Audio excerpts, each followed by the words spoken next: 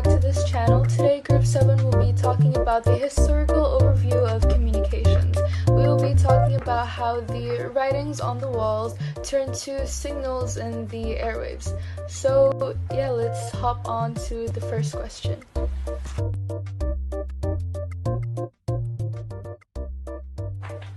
Okay, so the papyrus was a writing material of ancient times, and also the plant from which it was derived from, which is the Cyprus papyrus, which is also called the paper plant. The papyrus plant was long cultivated in the Nile Delta region in Egypt and was collected for its stalk or stem, whose central pith was cut into thin strips, pressed together and dried to form a smooth, thin writing surface.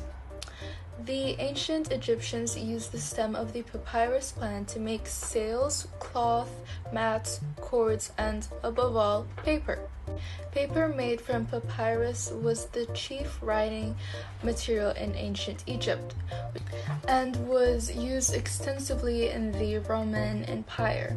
It was used not only for the production of books, which was in roll or scroll form, but also for correspondence and legal documents. Papyrus was cultivated and used for writing materials by the Arabs of Egypt down to the time when the growing manufacture of papers from other plant fibers in the 8th and 9th centuries rendered papyrus unnecessary. By the 3rd century, papyrus had already began to be replaced in Europe by the less expensive vellum or parchment. But the use of the papyrus for books and documents persisted sporadically until the 12th century.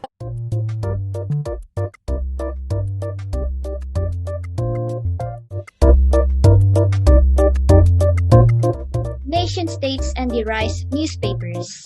The Gutenberg printing press made it possible for newspapers to be produced. It was in England that the first newspaper was reportedly produced, but not earlier than the 17th century. The first newspapers were patronized by merchants. As perennial travelers, they were very interested in what was going on in parts of the world. By 1700, the idea of a free press independent from control of the government emerged as a strong rhetoric against authoritarian states.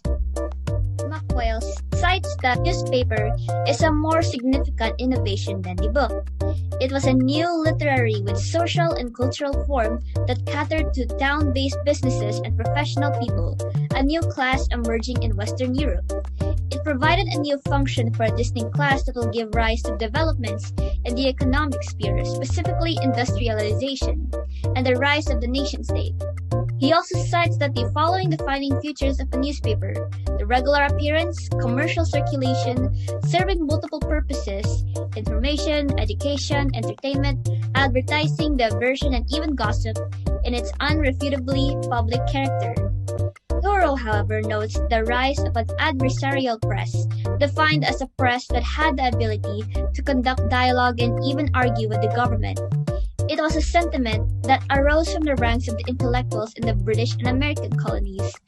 He further noted that it was triggered by the imposition of taxes on paper by the British Empire so it could generate the much-needed revenues to finance its wars during the 1760s and the 1770s. The rise of the newspaper in the Philippines appeared in the first decades in the 19th century. In December 1, 1846, La Esperanza, the first daily newspaper in the Philippines, was published. Other early newspapers were Diario de Manila and Boletin Oficial de Filipinas. Is La Solidaridad, which was published in Spain in 1889. In January 1896, the Katipuneros published Ang Kalayaan as the official revolutionary newspapers of the KKK. Today, the newspaper as a medium has evolved with the rise of the internet and digital technology. While the broadsheet and tabloid format still exist, news agencies have turned to the web as another platform for newspaper publications that have generated a new business model for the newspaper industry.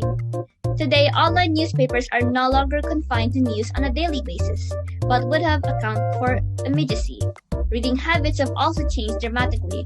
Readers of online newspapers tend to consume the news at most times of the day.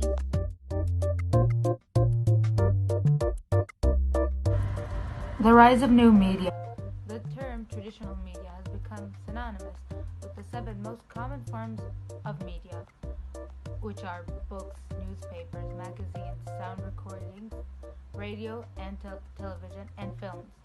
However, in the 1950s, the landscape of media and information technology began to change. The invention of the transistor radio in the 1948 signaled and developed the semi-condition of the device, considering the foundation of modern technology, as if it led to an invention of interrogated critics, a technology that will be critical in the development of the computer. By 1953, IBM has already shipped its first electronic computer, called the 701, in the industry. It sold 19 machines to research laboratories, aircraft companies, and federal government. In 1969, the ARPANET was created, and it's considered to be a processor of the internet. It was a large area-wide network created by the U.S. military, specifically in the U.S.'s Defense Advanced Research Project Agency, ARPA, to serve a ground for networking technologies that will be linked to the military and various federal agencies, even the universities. In 1971, the transition from ARPANET to internet connections was to serve the purpose other than just for the military. So my topic is about the rise of new media. So traditional media is the information that is coming from books, newspaper, magazine, radio, television, and films. Traditional media is still the most credible news source. It's essential for conveying brands, messaging, as it is instantly recognizable.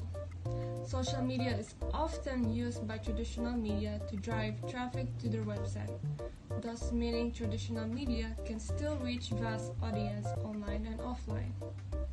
The rise of new media has increased communication between people all over the world and the internet. It has allowed people to express themselves throughout by using blogs, websites, videos, pictures, and other user-generated media. The internet enabled the development and growth of the new media because it normalized the platform for creating and producing and passing on information. As the internet reach expanded, accessing and consuming content now has come in various forms and formats, which became relatively faster and easier. Hello to everyone. So today I'll briefly talk about the timeline of the internet in the Philippines. So long ago, in March 29, 1994 to be exact, the World Wide Web was launched in the Philippines. The first local bulletin board system, otherwise known as the BBS, is the computer system running software that allows users to connect and exchange messages and information using a terminal program. The BBS is originally an electronic version of the type of bulletin board found on the wall in many kitchens and workplaces. This has started as early as 1986 and was operated using a software that ran in an IBM XT clone PC.